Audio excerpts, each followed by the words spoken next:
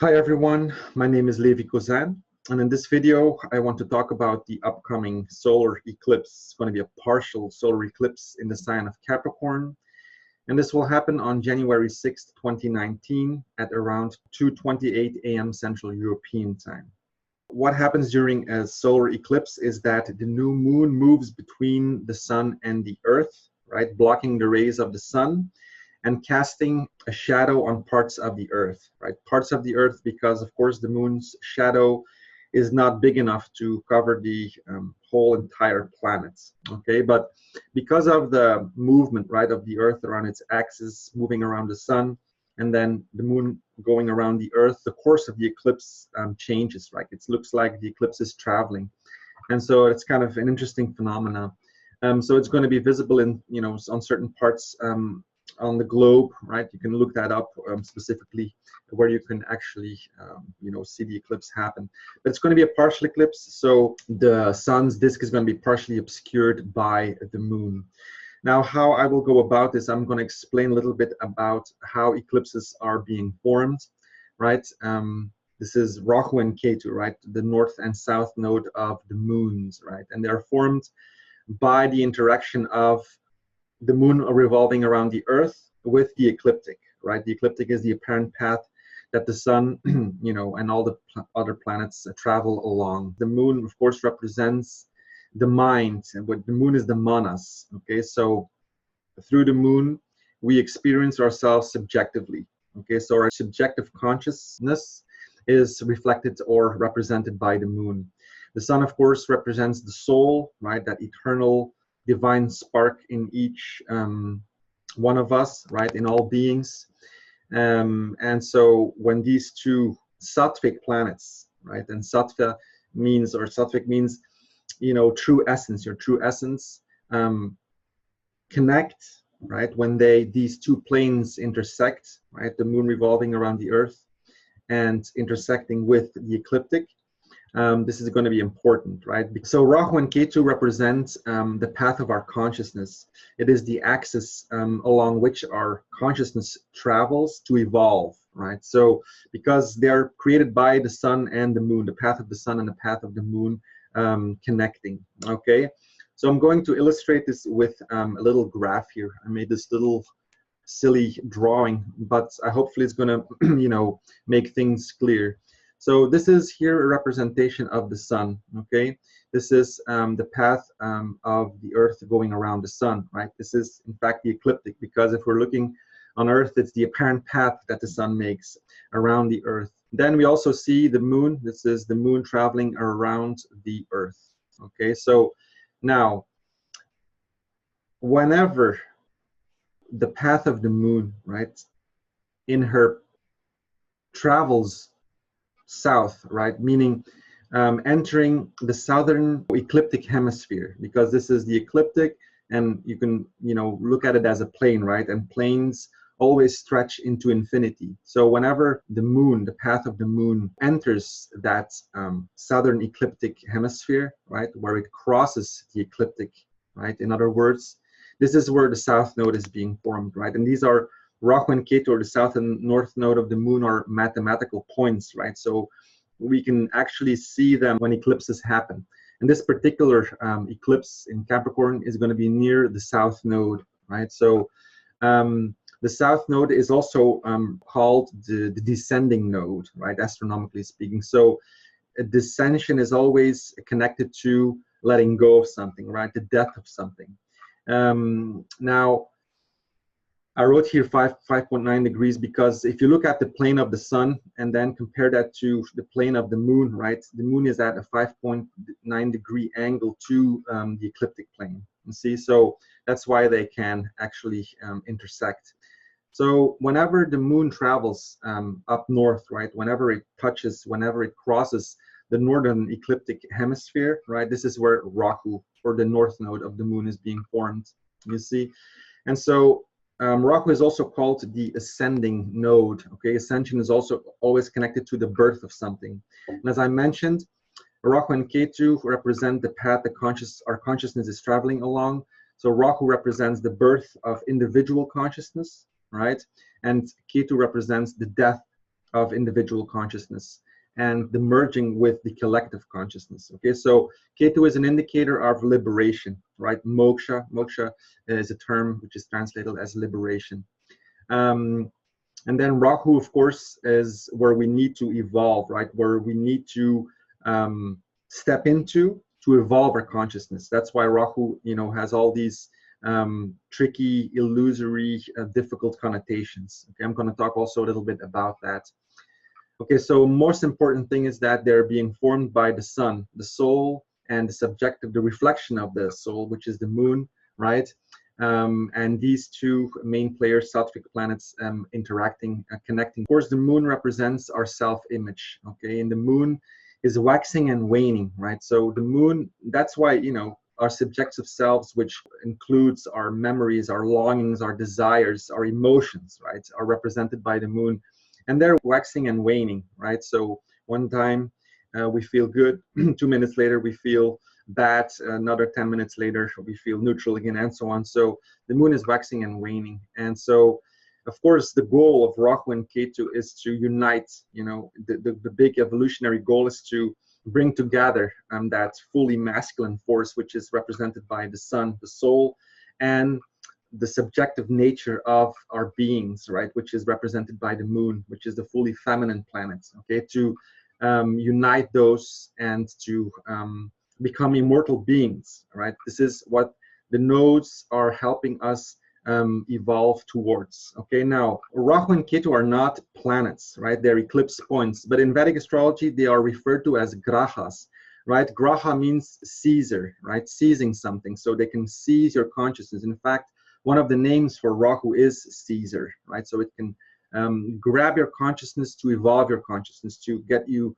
out of the comfort zone, right? Which is represented by Ketu, right? Where we have, created our security paradigm, which is very strongly connected to our ancestral lineage, right? So Ketu is very much, how you were brought up and so on, the environment you were brought up in, and the development of your consciousness in that environment. And of course, your parents are going to be the closest to that, right?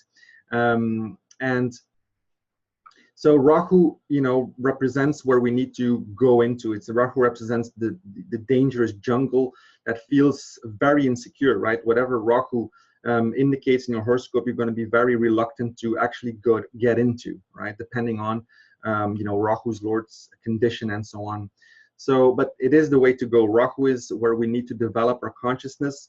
Rahu is going to create this compulsive need within us to push us out of our comfort zone, to again evolve that consciousness. Okay, so it's going to feel frightening because Ketu is where we have created that paradigm, that security. So Ketu feels secure, but Ketu is where we suppress life energy. Okay, is where we suppress experiencing life fully, right? It feels secure, but at the same time we create disease there, right? Okay, so depending on these nodes, lords, conditions, okay, the lords of these planets, of these grahas, it's going to show whether a person is actually capable of evolving that axis sufficiently to become much more fulfilled in life, right? And to get out of the suppression that Ketu represents. Of course, there's also, exceptions, like, for example, if Ketu's lord is with Rahu or Rahu's lord is with Ketu, there's going to be different accents. There's going to be a different emphasis, right? I'm not saying that it's that simple of just looking at lords and then see how this will evolve. You have to look at the whole horoscope, of course. But now there's a very interesting similarity between the path of Rahu and Ketu and the first and seventh house axis. Okay, so Rahu and Ketu is, the axis along which our consciousness evolves. And then, of course, the first house and the seventh house are the path through which our body evolves, okay, through which we act out our bodily karmas, we could say. So, because, of course, this is a representation of the earth. So the earth revolves around its axis, right? So the surface of the earth revolves around its core. And where that plane at the time of birth, of your birth, right, intersected with the eastern horizon, so on your local horizon, so the east point on your local horizon, which is due east, where that plane intersected with the ecliptic, right? This is determining your first house or the ascendant. This represents the birth of your body. which in Vedic astrology is referred to as the Deha, okay, so the body. And then, when you would look due west, right, this is representing, which is going to be 180 degrees away from the ascendant. This is representing the 7th house cusp, which represents the death of the body, right, when the physical karmas are worked through, right, and you just die. They're in axis, right? So the first 7th house is an axis, and then Rahu and Ketu are an axis. Also, if you look at similarities between the 7th house represents foreign countries, right? Rahu represents foreign countries, for example. Ketu represents the flag, the home, right? And then the first house is, of course, the body, which is, it's where we live. It's the castle we live in. And it is Rahu, the ascending node, right? The birth of individual consciousness that is pointing the way. We need to fully integrate Rahu to attain liberation in Ketu. See, to illustrate this a little further, let's get into the myth of Rahu and Ketu a little bit. See, Rahu and Ketu are in fact an asura or a demon called Svarbhanu, right? And Svarbhanu was one of the demons that got into the line of the devas, right, or the gods, or the angels. This demon Svarbhanu got into the line of the devas. Actually, he positioned himself between the sun and the moon to get the nectar of immortality. And there was a pact between Vishnu, the Lord of all manifestation, right, and the devas, because the devas were losing the battle against the asuras, and they were complaining to Vishnu. They wanted help, and so Vishnu said, okay, I'm going to make sure that you get the nectar of immortality, right? And in order to do that, you need to work together with the asuras to churn the ocean, right? And Vishnu told the devas, whatever comes out of the churning of the ocean, right, this milky ocean, whatever comes out, the asuras can have everything. Just wait until the nectar of immortality comes out, and I make sure you guys get it. Okay, so the devas and the asuras came together, right, and they churned the ocean, right. Now, before that happened, they tried that first, but then it kind of failed. And then Vishnu, manifested a turtle, right? And so the turtle just swam into the ocean and became bigger and bigger and bigger. And so it became this huge turtle. And this was born out of Saturn, right? So this turtle was born out of Saturn. But Vishnu is always underlying, right? So everything comes out of Vishnu. So now this turtle was able to lift the earth out of the astral plane. Once that was done, right, so this shows that Saturn is going to be very important in this whole story, right, of Rahu and Ketu, because it is Saturn that did that work. And so in order for the asuras and devas to churn the ocean, and so they did, and Vishnu had manifested himself as Mohini, which was the most beautiful woman on earth. And so what happened is that the asuras were completely intoxicated by her presence. And so, because, Vishnu wanted to distract the asuras when he was giving the nectar of immortality to the devas, right? And so, but there was this one clever, skillful asura, Svarbhanu, right, which said, okay, this is not, I'm seeing through this. I'm going to just get into the line of the devas and get their nectar of immortality. And he did, right? The moment that he, swallowed a little drop of nectar, the sun and the moon, notified Vishnu, and Vishnu took his Sudarshana chakra, right, which is a representation for the ecliptic, right, the ecliptic here, and cut this demon in two, and the head became Rahu, and the tail became Ketu, right. So what is important is that the asuras represent our primordial consciousness, right. And the devas, of course, represent the higher consciousness, our divine consciousness. And, the fact that these guys needed to work together shows that we need the asuras and devas together to attain liberation. That's the whole point of this story here, right? So we need that strength, that primordial strength, and that divine consciousness within us to unite and to churn the ocean to get the nectar of immortality, which is liberation. Okay, so Rahu has many names, right?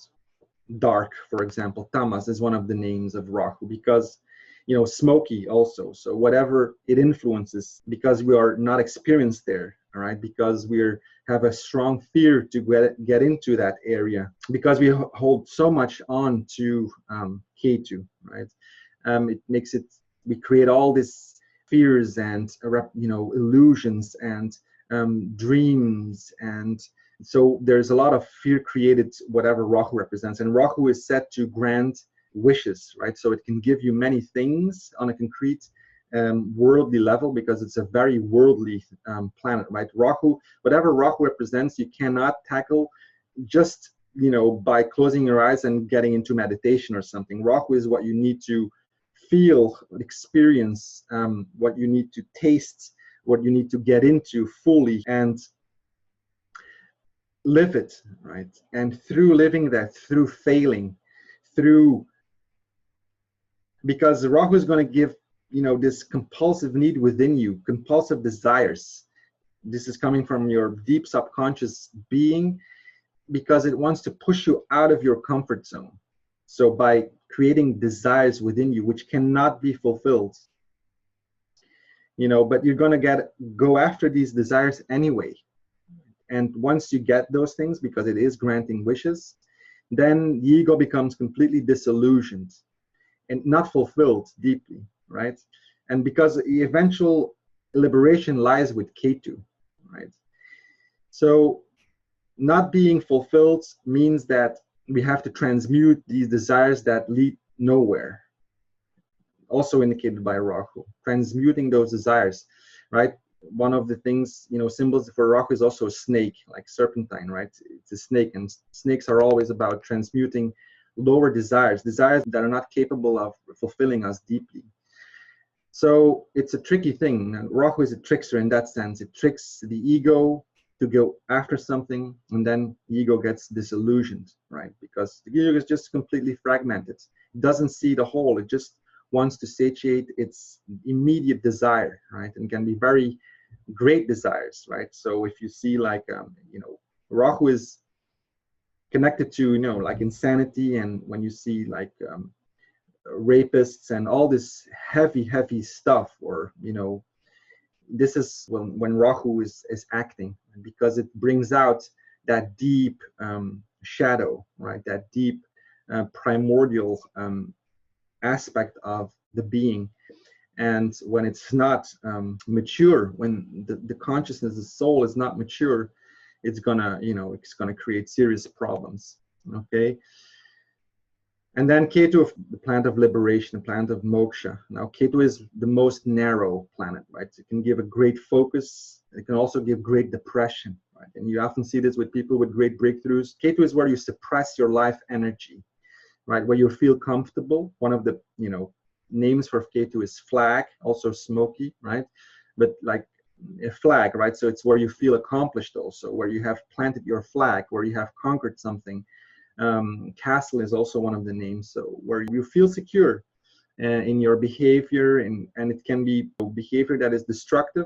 This is the whole point, right? This is how Ketu can suppress life energy. Ketu, the descending node, it's where we let go of our individual consciousness, where we merge with the collective consciousness. So where we really need to let go, because otherwise it's going to become so narrow, so limiting, so inhibiting, that it can lead to catatonic states and this kind of thing. You see this, right? And if you look at some of the philosophers, Ketu is like this laser sharp intelligence, right? And so it can do great things. It can bring this incredible focus, one-pointed focus, for example.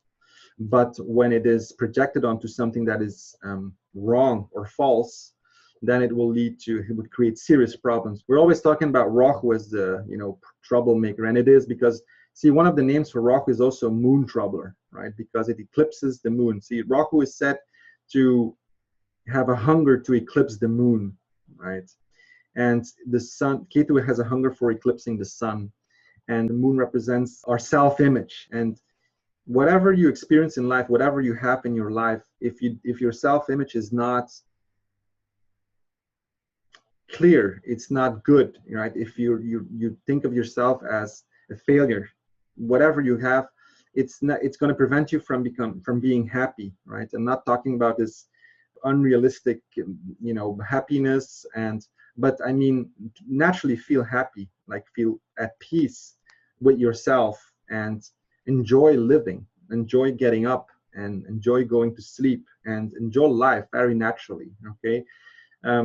So when the moon is afflicted, right, and that's why Rahu moon conjunctions are so difficult, because the moon, which represents the mind, the consciousness, subjective consciousness, is troubled by Rahu, right? It shows the need of development to develop that moon, okay, to develop that consciousness.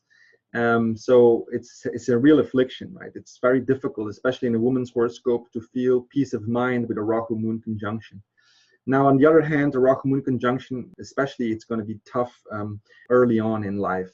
But these women are, especially in the second half of their life, they have already worked so much on their Rahu position, because the moon is such a pivotal player, right? That they can make great progress in their consciousness, right? And they can become really fulfilled in life. You'll see this happen. So in the beginning, a serious tumultuous things and serious confusions and peculiar behavior also, right? Whenever you see Rahu moon, you're always going to feel, okay, there's something really peculiar about that specific expression. Cancer is the original fourth sign of the zodiac, which rules the heart and emotional peace of mind. This is important, right? Because Rahu is in the sign of Cancer as we speak. And so how do you feel about yourself is going to be determining your happiness, right? How do you feel about and deal with life circumstances is going to determine your happiness. That's why, Rahu moon, Saturn moon conjunctions are very difficult, right? Saturn moon, the mind becomes really detached. There can be a lot of pain, especially in, childhood and young adult life and so on.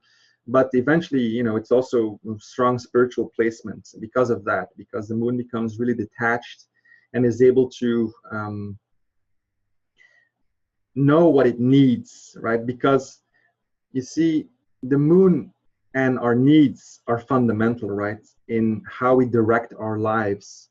This is the big lesson of Rahu in Cancer, to become emotionally grounded. Capricorn is the sign of action, right? It's the original 10th sign of the zodiac, and the 10th house is in Vedic astrology called the Karma Bhava, which is the action house, and it's an earth sign, right? So earth is always connected to the material, and so actions that are motivated to create material security. Cancer and Capricorn are two movable signs, and movable signs are all about change, or often radical change.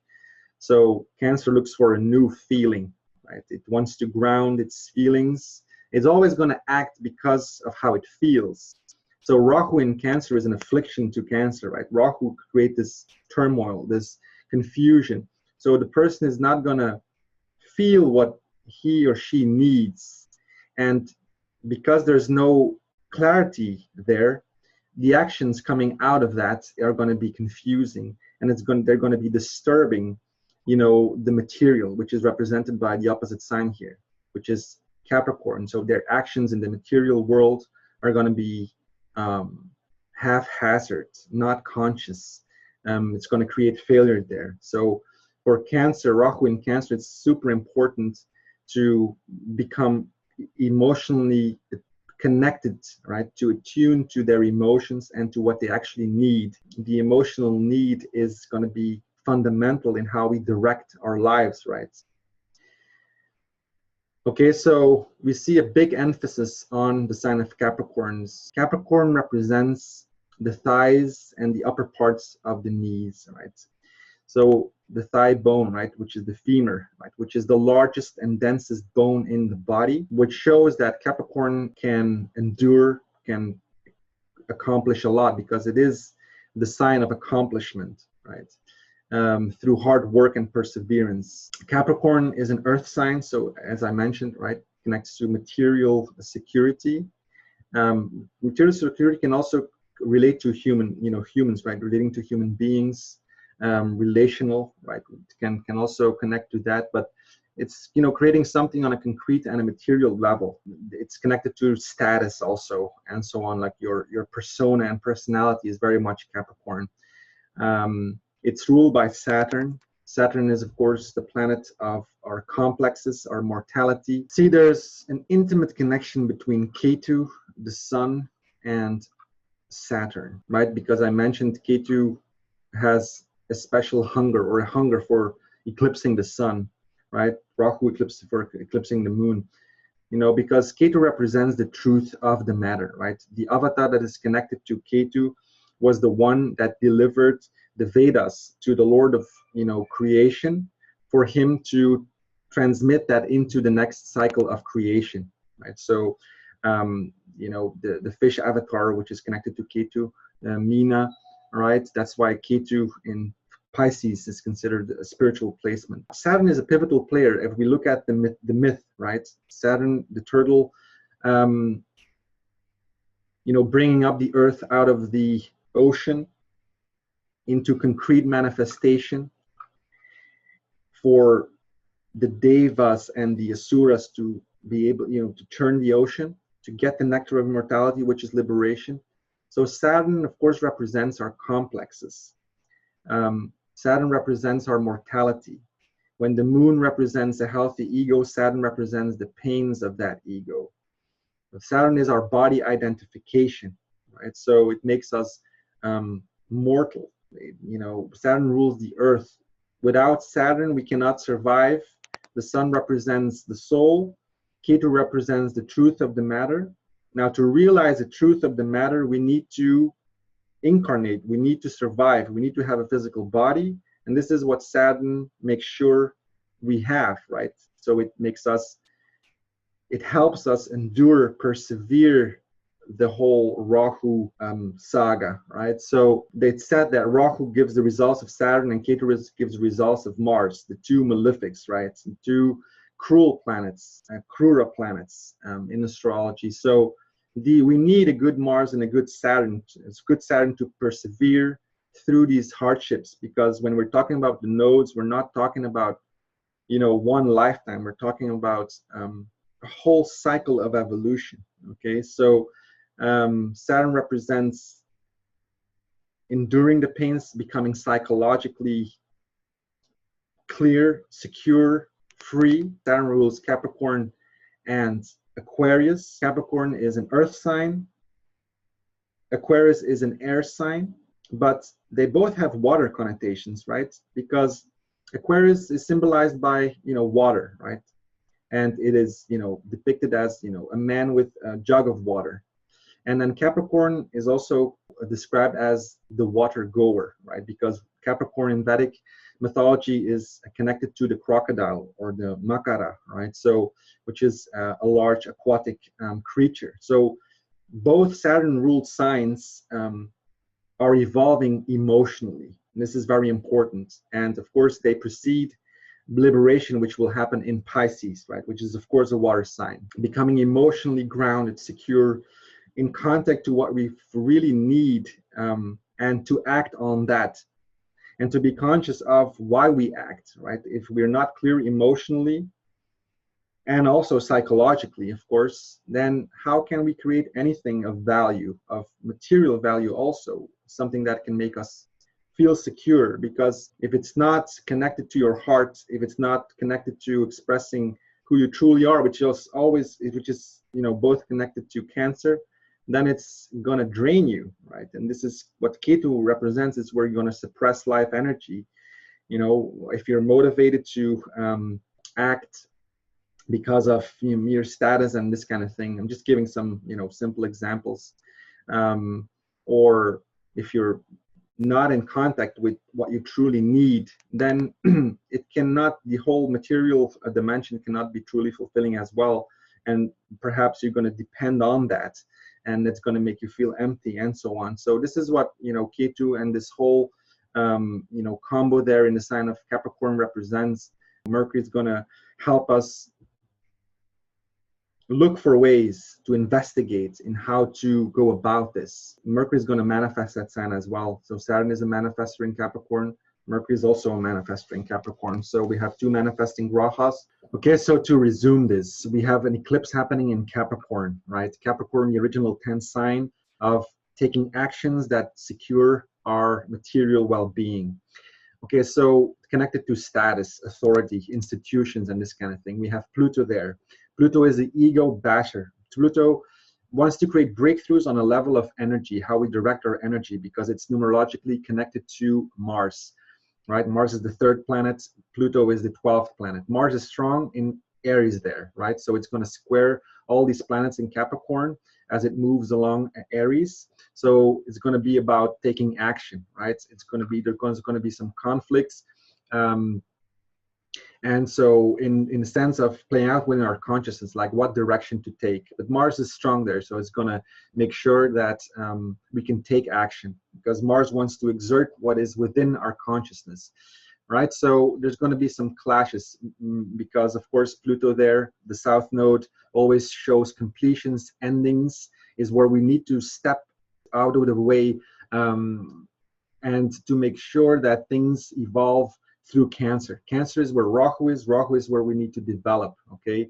A Cancer wants to create a new feeling, wants to feel inspired, wants to go within to find out what it needs to feel fulfilled, to connect to its heart, okay? So whenever your actions are clear, when you're clear in your emotions, you're clear in taking action in the world as well, which is Capricorn, okay? So this axis, of course, you know, in their extremes, they're always going to act very similar, right? These signs. And also, so Mercury is going to help out there because it's a manifester. Saturn is manifesting Capricorn as well. This is applying Gemini's 2nd source of strength. It's strong there in its own sign.